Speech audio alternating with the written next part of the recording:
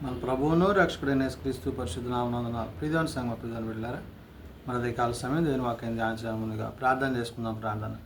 కృపగల తండ్రి, దయగల మేసని బంగారు పాదాలకు లెక్కలేని వందనాలు, స్తుతులు, స్తోత్రములు. గతించిన రాత్రి అంతా నీ రెక్కల చాటును కాచి కాపాడి సంరక్షించిందేవా మరో కాల సమయం సజీవులు ఎక్కడి నుంచి ప్రార్థించుండగా వాక్యమైన దేవుడు వాక్యం ద్వారా నాతో మాతో మాట్లాడి మీరే మేమగంతా ప్రభావాలు పొందమని యేసునామమున అడుగుచున్నాం తండ్రి. ఆమేన్. ప్రియమైన సంఘ ప్రియమైన బిడ్డలు నడిదమ్మకు ఏర్పాటు చెందిన వాక్య భాగము మట్లాదివారం కొరకు ఏర్పాటు చేయబడిన పత్రికా వాక్య భాగము అపోస్తలుడైన పౌలు హెబ్రీలకు రాసిన పత్రిక 12వ అధ్యాయము 1 నుంచి 11 వచనాలు ధ్యానం చేసుకుందాము.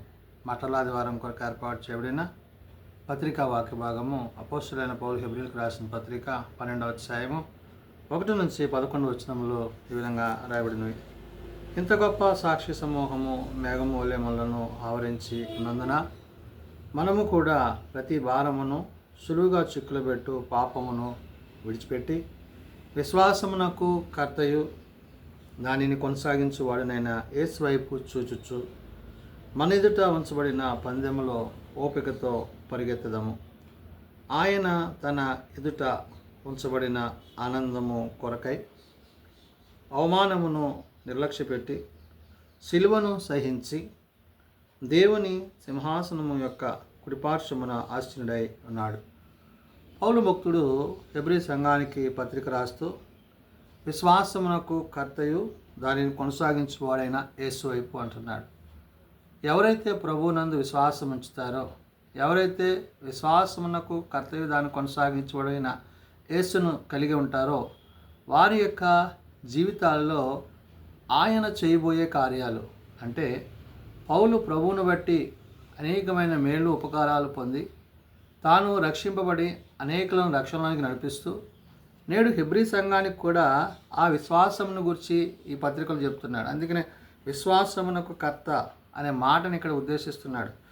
ఇది ఇంత గొప్ప సాక్షి సమూహము అంటాడు. అంటే ఎవరైతే ప్రభువునందు విశ్వాసము కలిగి ఆయన యొక్క సన్నిధి అందు కనిపెట్టే వారిగా ఎదురు చూచేవారిగా ఉంటారో అట్టి సమూహం అంతటిని బట్టి అంటే సార్వత్రిక సంఘాన్ని బట్టి పౌలు ఇక్కడ అంటున్నాడు, ఇంత గొప్ప సాక్షి సమూహము మేఘము వలె మనలను ఆవరించి ఉన్నందున మనము కూడా ప్రతి భారమును అంటాడు. అంటే ఏదైతే దేవుడు మనకు అప్పజెప్పిన బాధ్యత, ఆ బాధ్యతలో భాగంగా మనము క్రీస్తునందు ఎట్టివారమై ఉండాలో గుర్తు చేస్తున్నాడు.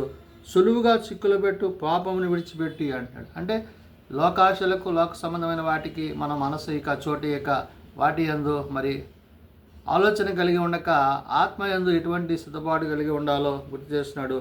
విశ్వాసమునకు కర్తవ్య దాన్ని కొనసాగించేవాడినైనా యేసు వైపు చూచుచు అంటాడు. అంటే ప్రభువునే ఆధారం చేసుకుని ప్రభువునే మరి మన హృదయాలలో చేర్చుకున్నప్పుడు ఆ విశ్వాసంలో మనము ఏ విధంగా ముందుకు కొనసాగింపబడతాము అనే విషయాన్ని చెప్తున్నాడు.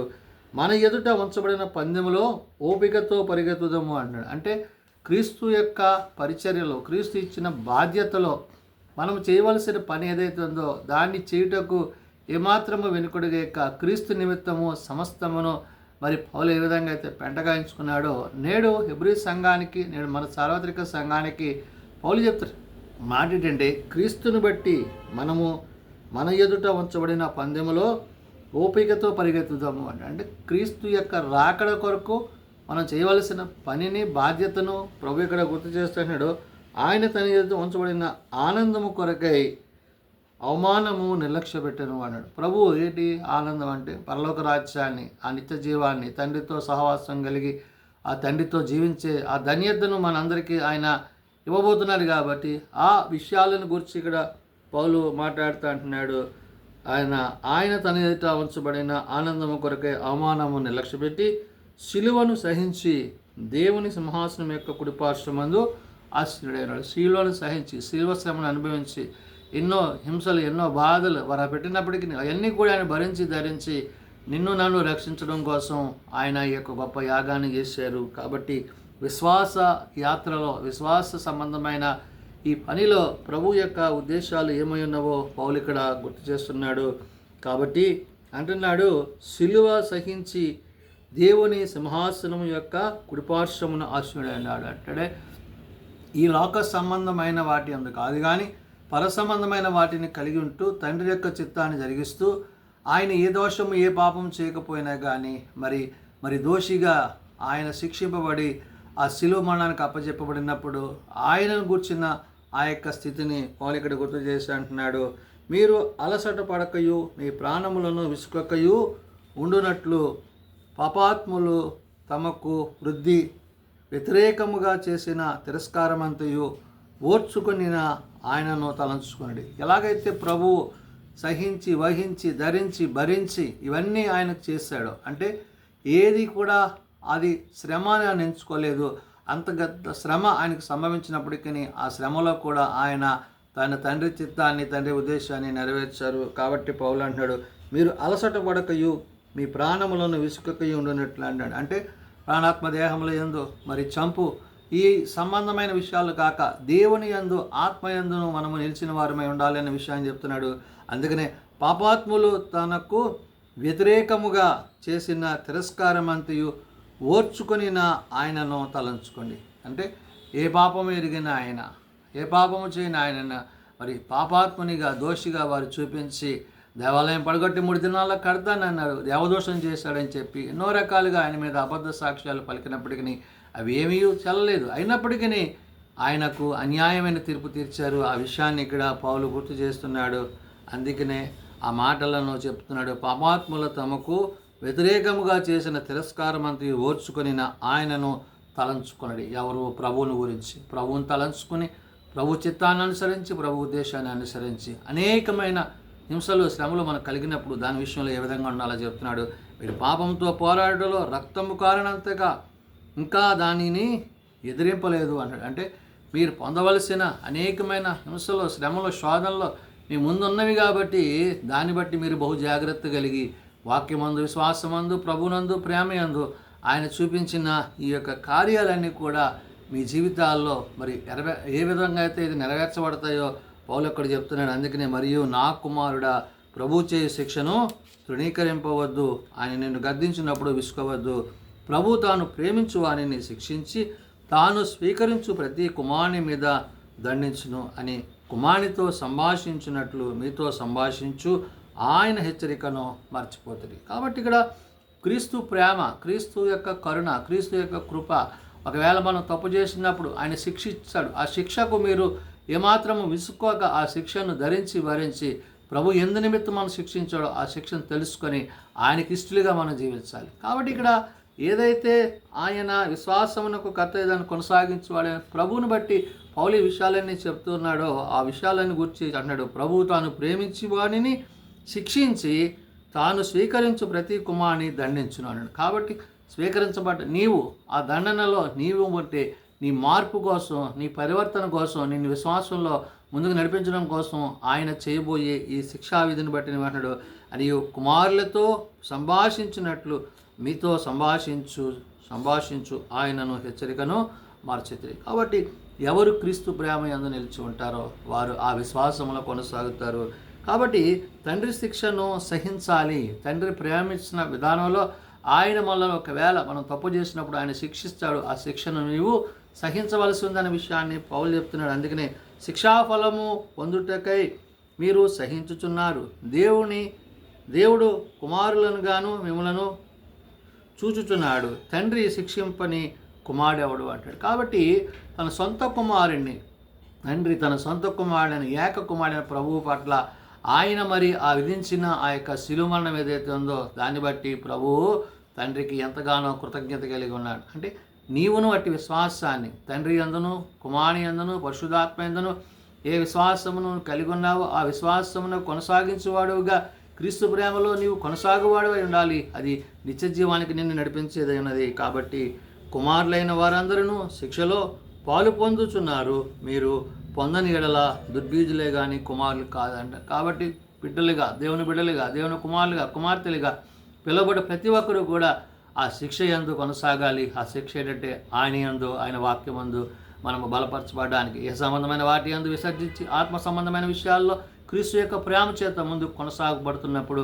ఆనాడు హెబ్రీ సంఘానికి నేడు సార్వత్రిక సంఘానికి పౌలు చెప్తున్న మాట, మరియు శరీర సంబంధులై నా తండ్రులు మనకు శిక్షకులై ఉండిరి, వారి యందు భయభక్తులు కలిగి ఉంటిమి, అట్లయితే ఆత్మలకు తండ్రి అయిన వానికి మరీ ఎక్కువగా లోబడి బ్రతకవలను కదా అంటాడు. అంటే ఆత్మల కాపరి ప్రభు విషయంలో ఈ లోకానుసారంగా మరి తండ్రులైన వారికి ఈ లోకానుసారమైన మర్యాదలకు మీరు కట్టుబడి ఉంటున్నారే, అలాంటిది పరలోక సంబంధమైన ఆత్మల కాపరైన ప్రభు విషయంలో మీరు బహుజాగ్రత్త కలిగి ఉండాలి అనే విషయాన్ని పౌలు గుర్తు చేస్తున్నాడు. ఎందుకంటే ఆత్మతో సత్యంతో మనం ఆరాధించాలి, ఆత్మతో సత్యంతో ఆయన సేవించాలి, ఆత్మతో సత్యంతో ఆయన కొనసాగించాలి. ఇవన్నీ కొనసాగింపబడినప్పుడే క్రీస్తు మన యందు నిలిచి ఉంటాడు.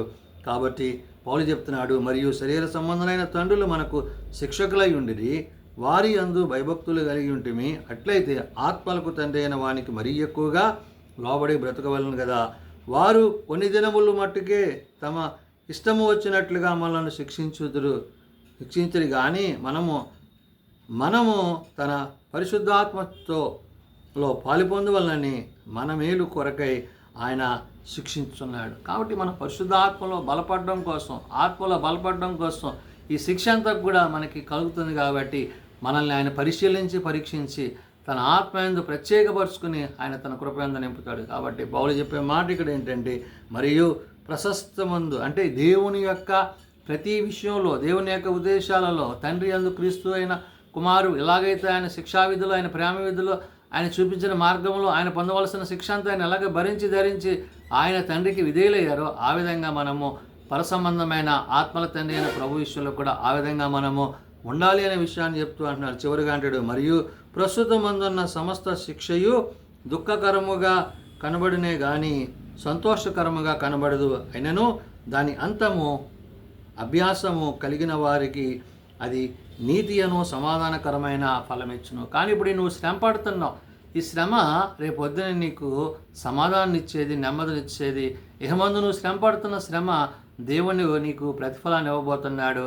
ఇహమందు నీవు ఏదైతే మరి దేవుని విషయంలో నువ్వు పోరాడుతున్నావో ఆ పోరాటానికి ప్రతిఫలాన్ని ప్రభువు నీకు పరలోకమందు జీవ కిరీటాన్ని ఆయన ఇవ్వబోతున్నాడనే విషయాన్ని పౌలు ఆనాడు హెబ్రీ సంఘానికి, సార్వత్రిక సంఘానికి చెప్తున్నాడు. కాబట్టి క్రీస్తు ప్రేమయందు మనము చేయవలసిన వాటిని, తండ్రి శిక్షలను సహించుతూ తండ్రి ఉద్దేశాలను ఎరిగిన వారమై విశ్వాసమునకు కర్తయు దాన్ని కొనసాగించేవాడైన యేసునందు మనస్సు కలిగి ఆయనతో, ఆయన రాజ్యములో ఆయన వచ్చినప్పుడు ఆయన ఎదుర్కోవడానికి కావలసిన ఆత్మీయ సిద్ధపాటు ప్రతి ఒక్కరు కలిగి ఉండాలని పరిశుద్ధాత్మ దేవుడు భక్తులైన పౌలు ద్వారా తెలియజేసిన మాటలు ప్రార్థన చేసుకుందాం.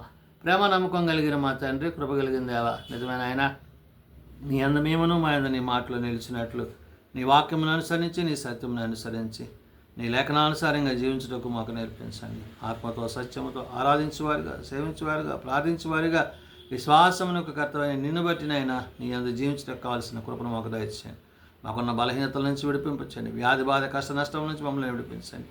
నాయన ఎటువంటి శోధనలు శ్రమలు ఎదురైనప్పటికీ వాటి యందు నాయన మరి అధైర్యపడక ధైర్యం కలిగి నీ వాక్యమును అనుసరించి, నీ సిలువను అనుసరించి, నీ ఇచ్చిన యొక్క రక్షణ నందు నిలిచే ధన్యత యోగ్యత మాకు దయచేయండి. చిన్న బిడ్డలు, యవ్వనులు, పెద్దలు, వృద్ధులు ప్రతి వాని తరగతులు చొప్పున ఆశీర్వదించి దీవించండి. ఏ ఒక్కరు నశించకందరూ మారు మనసు కలిగి పాపక్షమాపణ కలిగి నీ నిజ రాజ్యమును చేరగలిగిన కృప దయచేయమని, జీవం కలిగిన మా తండ్రి, నీ జీవం కలిగిన మాటల చేత మమ్మల్ని జీవింపజేసి నాయన మరి నేడు దిన పరిచయాల సేవలో మీరు మాకు తోడండి.